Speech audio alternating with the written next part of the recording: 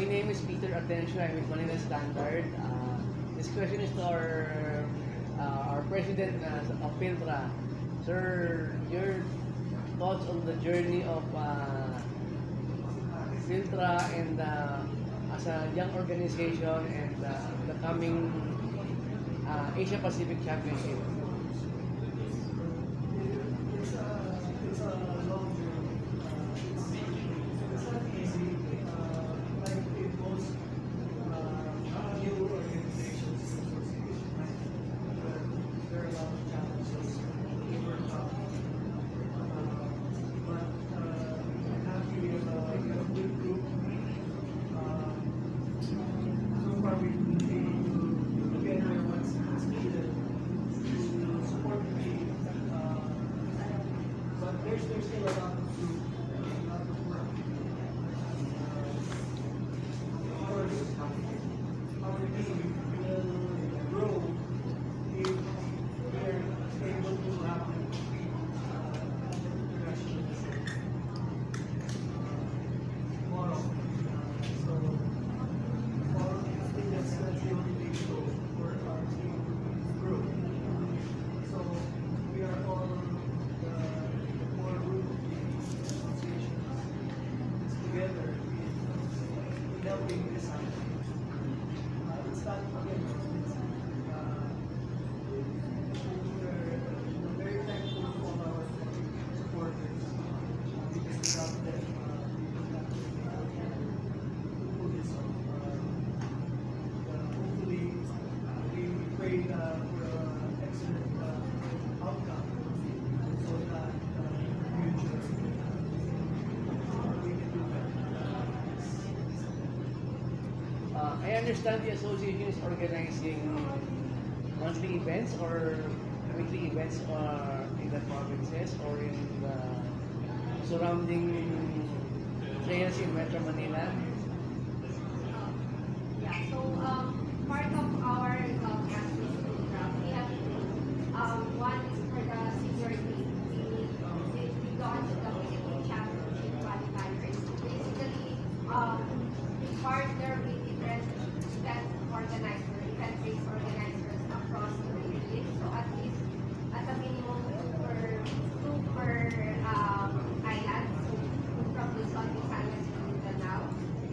Then 2 to 3 and so anyone, any individual can participate, and those we have our ranking system, and those who qualify will be invited for the annual Philippine Championships where we choose the members of the national team. So even the existing members, they would have to continuously perform also, join the championships and to be part of the team. Yeah. Your thoughts on the coming Asia Pacific Championship? How competitive is the field? Wow, it's very competitive. Actually, yung mga idol namin nandun, really competitive. So those who have won some of the biggest global competition will be coming from China, Japan. But we're ready. We have prepared for this, and we are hopeful for this competition. Thank you very much for the question. Any question? Okay. Yes, sir. Okay, good morning, Gab Peras from Sports Corner PH. I'd like to ask yung mga trail runners na kabilang sa ating roster for the Asia Trail Running Championship. Siguro, paano ninyo pinag-aandaan itong mismong competition at excited na natin na ma-witness itong pag-aarap ng ating mga Pinoy trail runners sa mga kapwa natin mga Asian counterparts. So, isa-isayin natin. Si Kuya muna. What's your preparations and your thoughts sa paparating na competition na yan?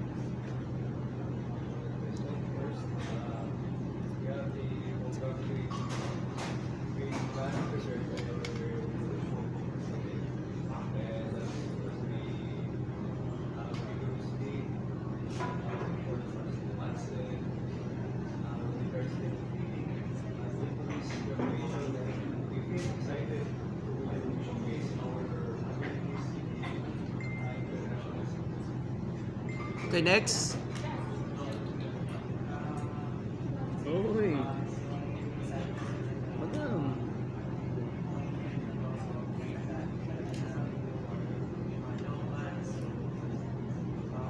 Mr. from Julius.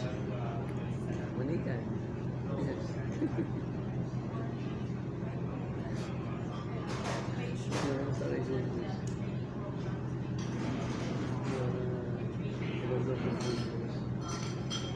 Yes.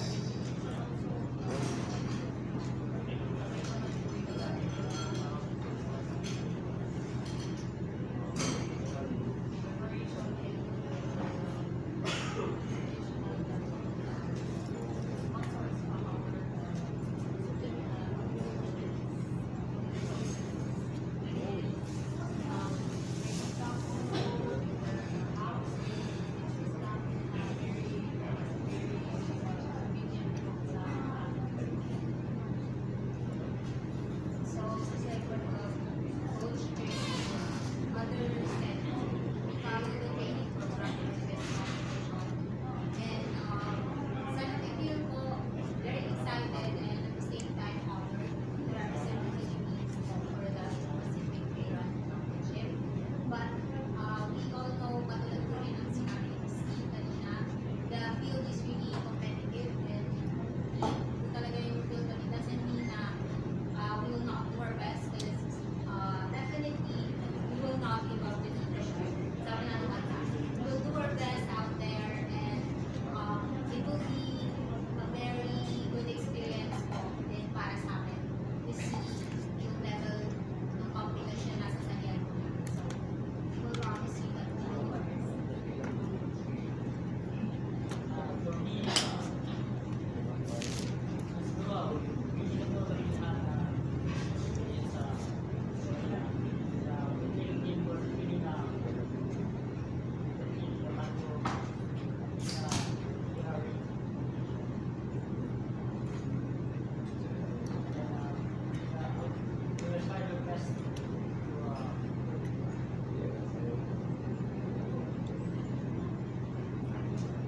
Sa akin naman po is, I know na we train hard. Paano lang yung training ni Coach at andyan si Coach na maalala sa amin. So we are ready po at ayun na test na naman po yung limit namin kung hanggang saan yung makakaya namin. And we will do our best. Okay, kay Miss Tin na pala, dahil of course yung ating mga trail runners ay medyo very combined yung experiences of competing and participating sa mga local, national, and international trail running competitions. Ano yung nakikita niyong advantage ng ating mga Pinoy trail runners in competing against the Asian counterparts? Lalo na, ito nga sinasabi natin, matindi ang competition at siguraduhin natin na gagawin talaga ang best nila para makakuha nga ng podium finish dyan sa competition na yun. I think it's one of the advantage of our team. Is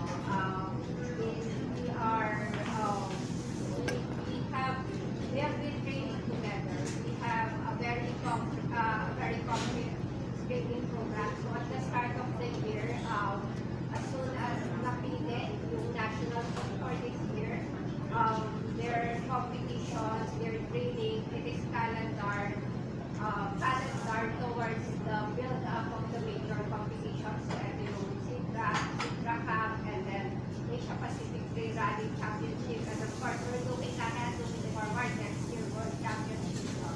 And so that's the advantage, mas focused. And I saw, and we're part of the Southeast Asian Trail Rally Confederation, and I've talked to other countries also. Most of the competitors, they're very experienced athletes, but yung racing and training plans nila are not synchronized together and are not focused towards this competition. So, I think that will be our advantage, the preparation, the focus that we have for this competition. And of course, yung green ng Filipino, trail running has so many natural obstacles, natural challenges, and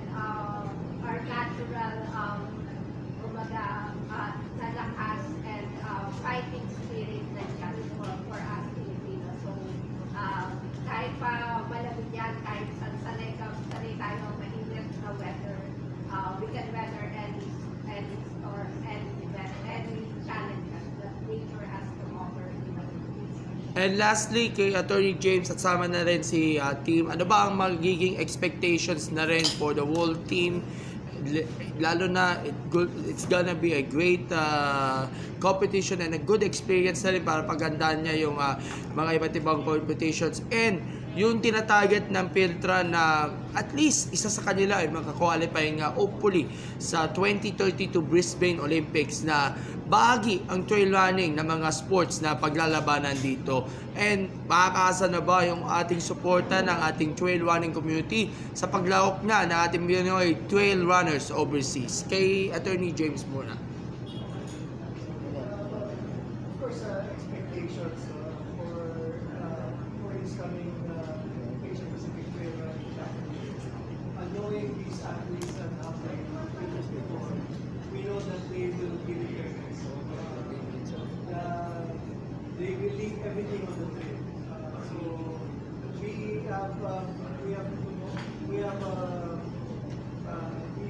know that they will perform their best. So, and we're happy with that. Also, we saw that they had a good training period and they were focused for this tournament. So, then it's to be, we expect a good outcome. So, of course, this is again going to be a great experience, great exposure for the coming World Mountain Trail Running Championship. And I know that we can only grow, we can only go up, get better from these experiences. And as far as the association is concerned, we're working so that we have all the resources that is needed so that we can compete at a very high level. So part of it are all the efforts, activities that Miss Tin has already mentioned. So yeah, we are very excited to see what will happen in this coming years. Miss Tin, added input sa mga sinabi nga ni Sir James and expectations na rin for the team. Expectations, I think whenever we go to any competition, the goal is really to give our best. We're looking for to bring home, ang nila bring home the bacon, yung lagi yung goal, no?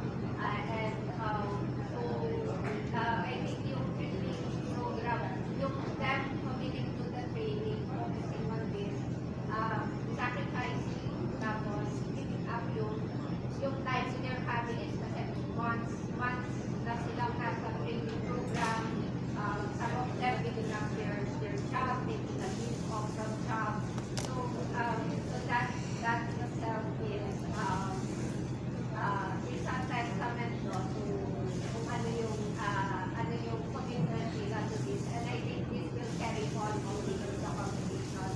So ayoko ma-pressure and then ayaw din natin mag-commit kasi hindi natin alam this is the first time, and some of them this is even the first time for them to travel outside the country, anything can happen, but I think the commitment to carry on the Philippine flag the best way, the best capacity that they can, they will give it on during the competition, and they already given the time that they committed to the trail running team, the time that they committed to represent the Philippines and prepare for all the competitions that require them to that involves representing the Philippines. That's all for me. All the best, more power, and God bless the team. We'll go back to our moderator for other questions. Thank you very much for the question. Up next, sir.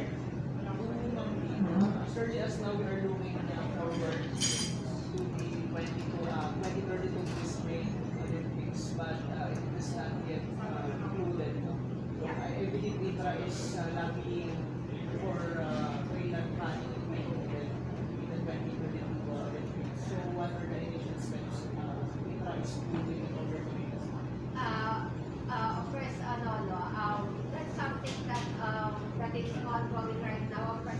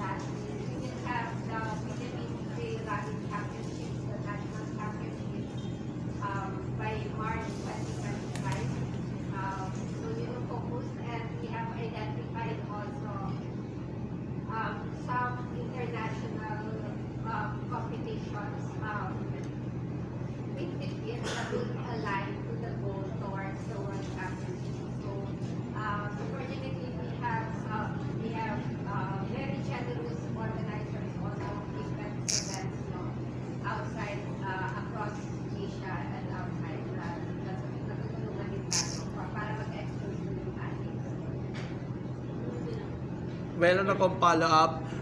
What about sa SEA Games at Asian Games? Nilalabi ninyo na makasama yung trail running dito, Ma'am Martin?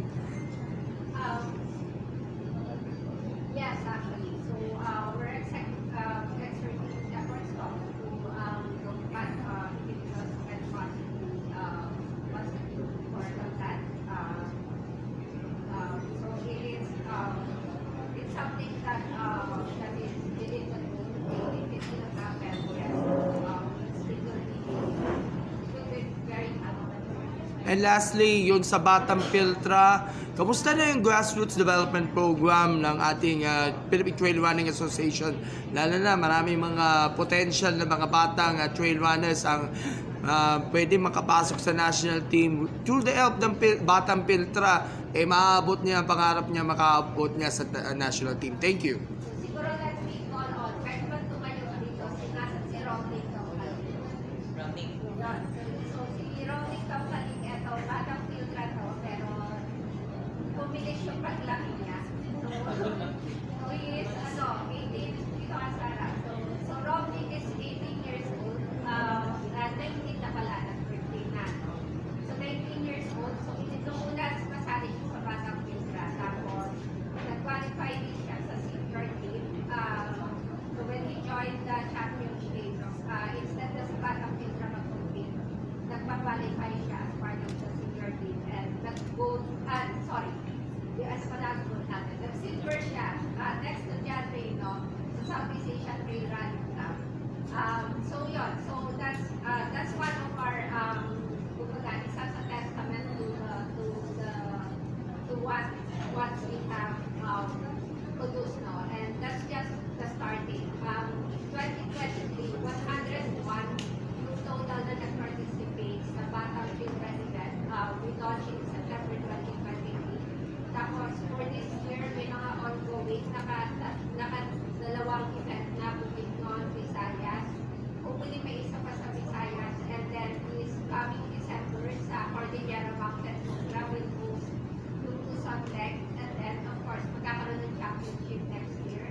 We have we are working with some individuals from the Philippine Sports Commission, so nag-brainstorm kami. Kay Sir Donnie Ano, so yun, very supportive.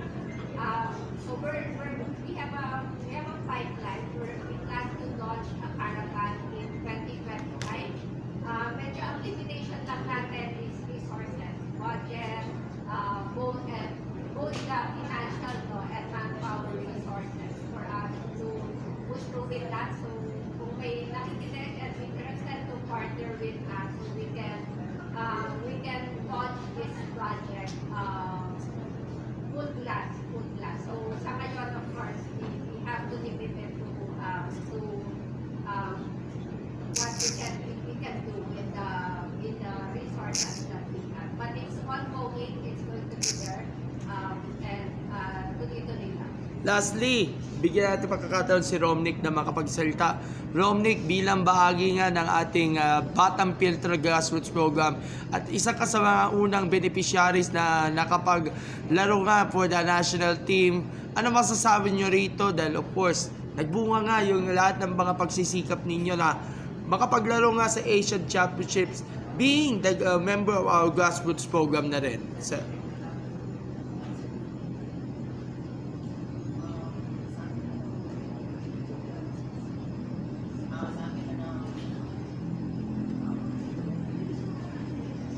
Mayayain lang. Konting reaction lang, konti.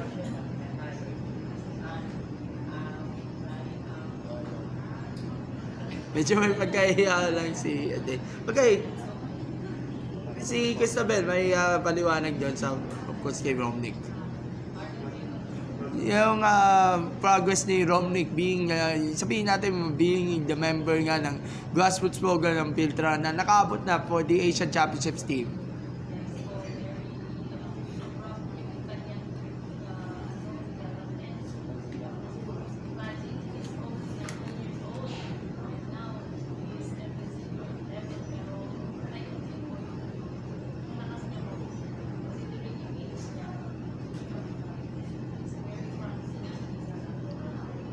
Alright, thank you. Thank you very much. Any more questions coming from the media team? Yes, attorney. On behalf of wearing my hat as a Daily Tribune writer, siguro tanungin ko si Stingray kasi siya siguro yung pinaka-veterano sa mga international competitions kumpara sa ating mga ibang kasamang athletes ngayon. So, sino sa tingin mo ang pinaka-kalaban ng Pilipinas sa ibang bansa dito sa Asia Pacific Trail Running? Sino yung pinaka-mahigpit niyong kalaban? Sino yung minamataan mo na magiging kalaban mo sa iyong category? At anong balak mo para talunin tong mga kalaban mo? And secondly, ano din ang advice mo dun sa mga baguhan natin na athletes na ngayon palang lalahok sa international competition?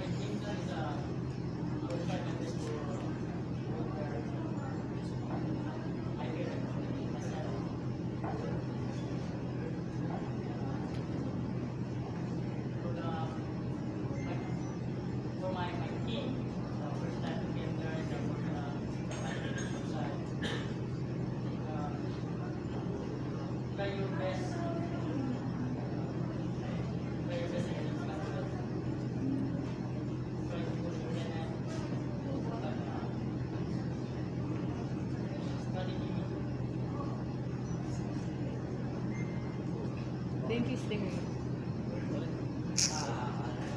Any more questions coming from the media team? The press?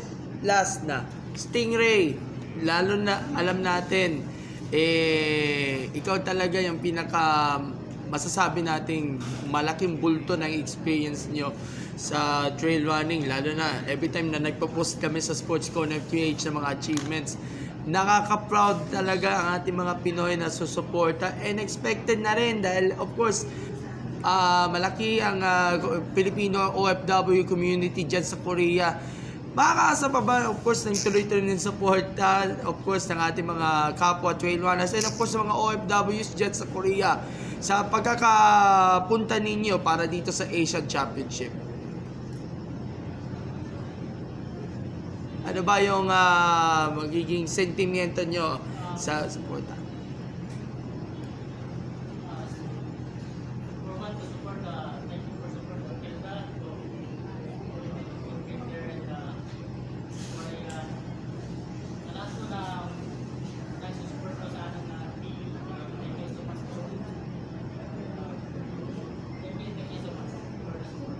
Okay na.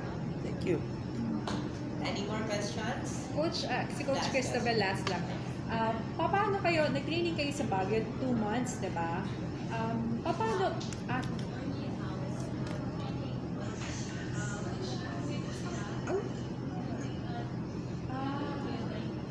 okay. Mga ilang oras sa isang araw nag-training ang isang national athlete na trail runner? Minimum 1 hour. 5 to 8 hours? Wow. Galing. Gusto din, retired ka 5 years na, no? From road races, di ba? 5 years na, di ba? 5 years. Yeah. So, I think we are all done for the Okay na. panel discussion. Let's ask some final message from the President of Philippine Trail Running Association, from Attorney James.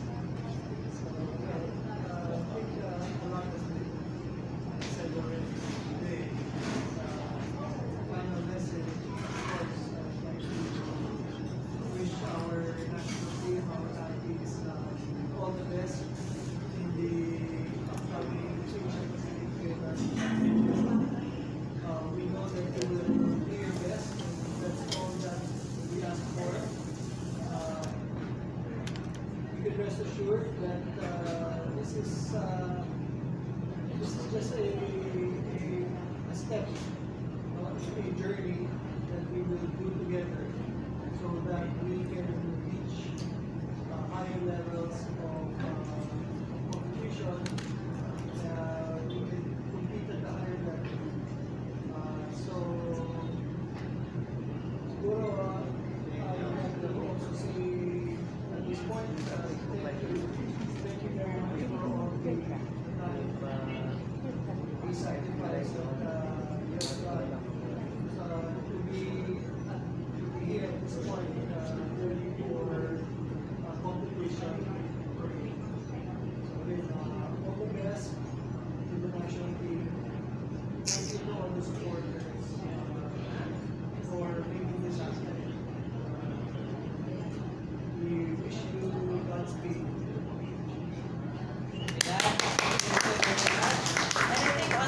Of course, the hard work and dedication that these national athletes put into during their training. Of course, we are all very excited to set their foot on South Korea. So let's all continue to pray and support the national team. Thank you very much, and let's all enjoy the food that's being prepared for us. Thank you very much, everyone.